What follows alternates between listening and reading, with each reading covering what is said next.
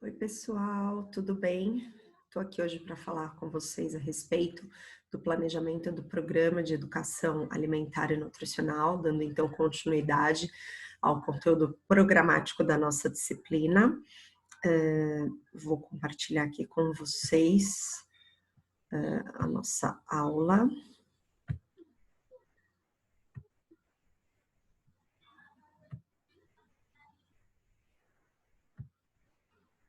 Pronto.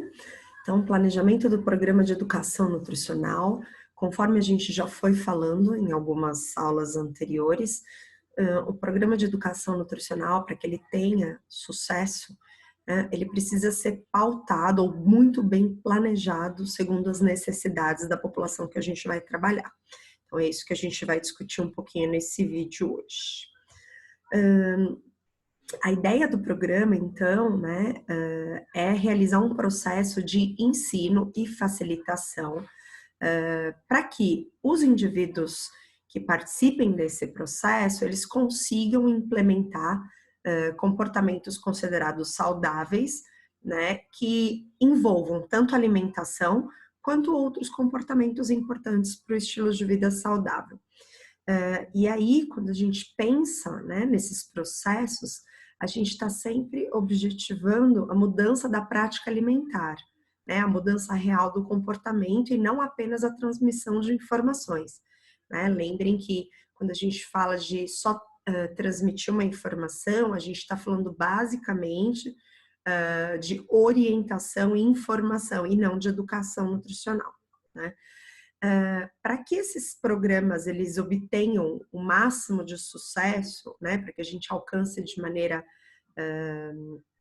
mais importante o objetivo que é traçado, eles precisam ser planejados sistematicamente, considerando sempre a situação problema principal que deve ser trabalhada, como também a população-alvo desse programa. Então, aqui a gente tem as etapas principais para o planejamento do programa de educação nutricional. Então, a gente precisa respeitar essas etapas e segui-las desta maneira. Então, a primeira parte aí do planejamento envolve o diagnóstico. Então, qual que é o problema que eu quero trabalhar, ou qual que é o problema que precisa ser solucionado nessa população? Às vezes, a gente vai observar que no momento do diagnóstico, muitos problemas são levantados, né? E aí a gente precisa determinar qual vai ser o problema aí mais relevante para ser trabalhado. Então, a ideia é trabalhar o que é mais urgente nessa população. E aí, depois a gente pode elaborar outros programas focados, então, para os outros problemas que esse grupo apresente. A segunda etapa desse programa seria traçar os objetivos. Então, dentro desse problema, o que deve ser modificado? Né? Quais são os objetivos aí que precisam ser atingidos ao final do programa? Né? Para eu mudar esse problema, o que eu preciso fazer? A terceira etapa seria a definição do conteúdo programático. Então, o que fazer para que as mudanças realmente aconteçam, né? Como que a gente vai fazer esse processo? A gente vai trabalhar sempre que possível, né? Estratégias mais ativas, envolvendo o participante, mas esse conteúdo ele precisa ser definido de acordo também com as características da população que a gente vai trabalhar. Em quarto, né, a quarta etapa, métodos e recursos utilizados. Então, como que eu vou fazer?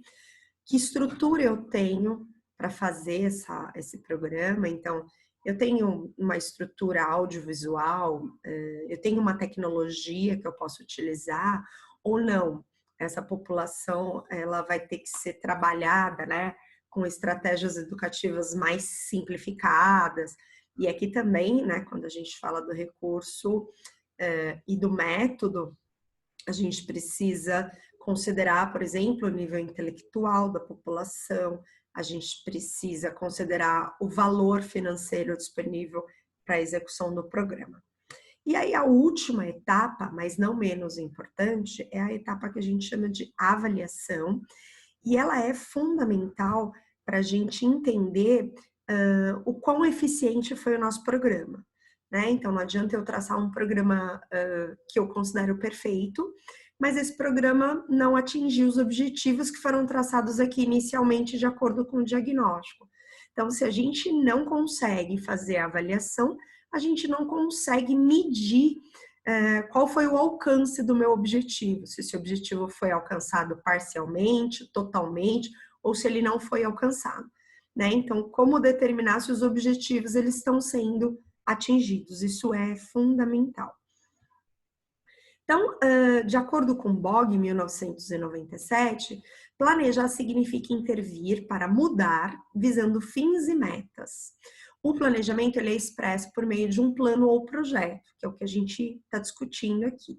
Então, planejar é decidir racionalmente as atividades que devem se desenvolver para obter os objetivos determinados. Então, se a gente não consegue fazer um bom planejamento, às vezes o método ou o recurso ou o conteúdo que a gente aborda, ele não é suficiente para atingir aquele objetivo original que foi traçado. Então, a gente precisa responder essas perguntas. O que fazer, por que fazer, onde fazer, quando fazer, como fazer, quem vai fazer e quanto custa fazer. E aí, conforme eu falei ali no slide anterior, muitas vezes uma população, um público que a gente vai trabalhar apresenta diferentes problemas, né, que precisam ser aí trabalhados para modificação de comportamento. Porém, é importante a gente planejar um programa de educação nutricional para cada situação, problema e para cada público-alvo, né? E para isso a gente precisa estudar primeiro as necessidades, identificar quais são as necessidades de educação desse público e promover o máximo possível a participação ativa das pessoas nesse processo.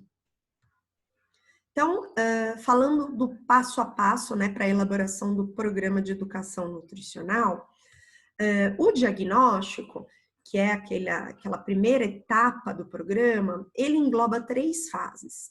A primeira fase seria a identificação do problema, a segunda, identificação dos componentes deste problema, e o terceiro, os recursos disponíveis. Quando a gente fala da identificação do problema, né, então eu quero responder qual que é o problema principal, ou mais relevante, ou mais urgente de ser tratado, né? Como que esse problema se manifesta? Qual que é a população que ele afeta? Qual que é o impacto desse problema sobre a vida da pessoa do ponto de vista social, econômico, cultural? É um problema de saúde pública, né? É um problema de grande magnitude e por isso pode ser considerado um problema de saúde pública. Então, tudo isso eu preciso responder nessa primeira etapa do diagnóstico. A segunda etapa é identificar os componentes que, na verdade, caracterizam ou justificam o comportamento que a gente quer modificar. Né? Então, a gente sabe que existem componentes cognitivos, afetivos e situacionais, principalmente quando a gente fala de comportamento alimentar. Então, os componentes cognitivos, só para a gente lembrar um pouco, seria o conhecimento. Então, eu tenho tanto o conhecimento científico, né, que seria, por exemplo, o conhecimento do valor nutricional dos alimentos, que determina que eu consuma mais ou menos um alimento. E a gente tem o conhecimento que não é científico, que é aquele conhecimento popular, que a gente também precisa considerar. Que é, por exemplo, aquele tabu alimentar ou aquela crença alimentar, que muitas vezes tem uma força bastante grande na transmissão desses comportamentos entre as gerações. Né? Então, era uma coisa que a avó fazia, a mãe repete, o filho repete. Então, isso entraria aqui no componente cognitivo. O afetivo envolve quais sensações aquele comportamento alimentar me traz. Então, eu posso consumir um alimento porque ele me traz uma sensação de prazer, uma sensação de afeto, ele me acalma, ele me traz uma recordação da infância. né? Então, tudo isso aí entraria no componente afetivo. E por último, o componente situacional, ele está associado mais à questão da acessibilidade ao alimento, né? Então, é um alimento que é disponível na minha região, é um alimento que todo mundo consome, e aí eu consumo para fazer parte de um determinado grupo, é um alimento do ponto de vista econômico acessível, isso também determina, né, o comportamento alimentar. Então, aqui seriam aí os pontos, os componentes que a gente também precisa identificar e que justificam e interferem diretamente no comportamento. E aí, dentro ainda do diagnóstico, quais seriam os recursos disponíveis para a gente fazer esse programa de educação nutricional? Então, desde recursos humanos, quais são as pessoas que poderiam ser disponibilizadas para isso, quais materiais poderiam ser utilizados, qual que é a estrutura, então eu tenho um local para realização, né, desse programa, e recursos financeiros também vão ter impacto. Aqui um exemplo, né, só para vocês entenderem essas 3 etapas do diagnóstico que a gente acabou de comentar. Então, eu tenho um problema, a maior parte dos estudantes não toma café da manhã. Então, quais seriam aí os 3 componentes? Se a gente pensar no componente cognitivo, a gente pode falar que esses estudantes, eles não conhecem a importância do café da manhã para a saúde, ou conhecem muito pouco, né, desse efeito benéfico. Com relação aos componentes afetivos, a gente pode falar um pouco, né, da concepção de saúde dos jovens.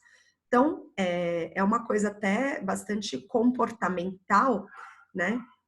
Os jovens, eles não pensam muito na saúde, né? Como se eles estivessem imunes a qualquer tipo de doença. Então, isso pode estar associado também, o que pode justificar não tomar o café da manhã. E aí, dentro dos componentes situacionais, a gente pode citar poder aquisitivo, então não tem dinheiro para comprar, ou então não tem ninguém que prepare o café da manhã, ou mora longe da padaria ou do supermercado, ou ainda tem que acordar muito cedo para ir para a escola, para a faculdade, não dá tempo de tomar o café da manhã. Então, isso seriam componentes situacionais deste problema que a gente identificou inicialmente.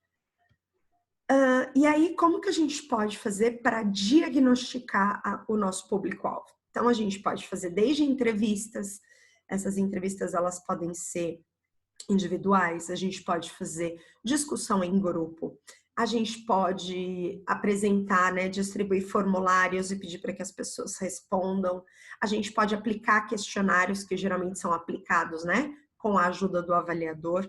Então, todas essas são maneiras da gente levantar dados a respeito do público-alvo que a gente pretende trabalhar. Com relação à segunda etapa do programa de educação nutricional, ou seja, do planejamento, né, desse programa, é a definição dos objetivos. E aí os objetivos, eles precisam expressar exatamente o que a gente pretende mudar dentro do comportamento desses indivíduos, tá? Então, definir adequadamente o objetivo é um passo fundamental para que o programa de educação nutricional ele tenha êxito, né? Ou ele seja efetivo. Então, para a gente determinar o objetivo, a gente precisa conhecer o máximo possível da nossa população-alvo. E também é importante considerar as características individuais, né, de cada indivíduo como uma pessoa única, mas também de cada população. Né? Então, a gente precisa traçar objetivos de acordo com as características dessa população. Esses objetivos, eles precisam ser realistas e, o mais importante, eles precisam ser de interesse da população. Senão, a chance da gente obter sucesso, ela cai drasticamente. Precisa estar de acordo com as características sociais, econômicas e culturais da população que vai ser trabalhada.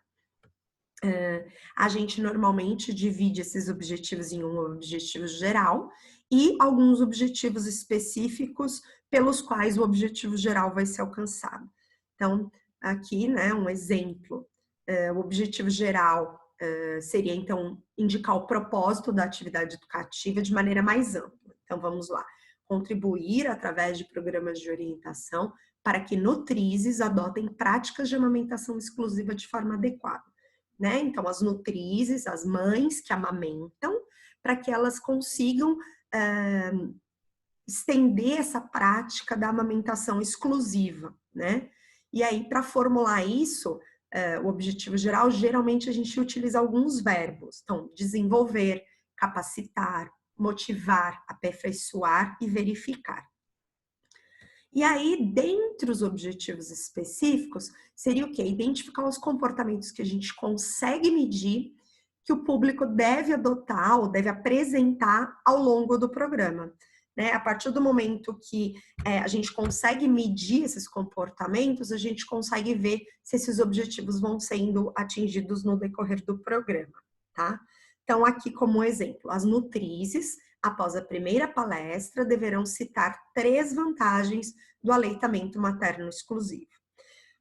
Pensem que se a mulher consegue identificar 3 vantagens do aleitamento materno, já é uma maneira de motivá-la a seguir em amamentação exclusiva, né? Então, a gente poderia traçar outros objetivos específicos aqui. Então, aqui, por exemplo, 3 vantagens do aleitamento materno exclusivo.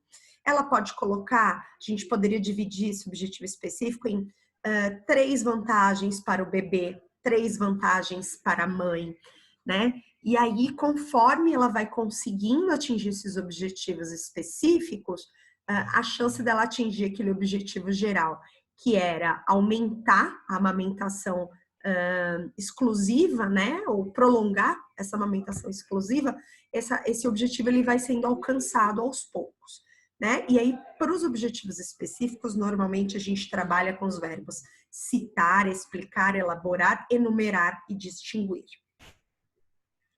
É isso, então, que a gente fala por hoje com relação às 2 primeiras partes, né, do nosso programa ou do nosso planejamento do programa de educação nutricional.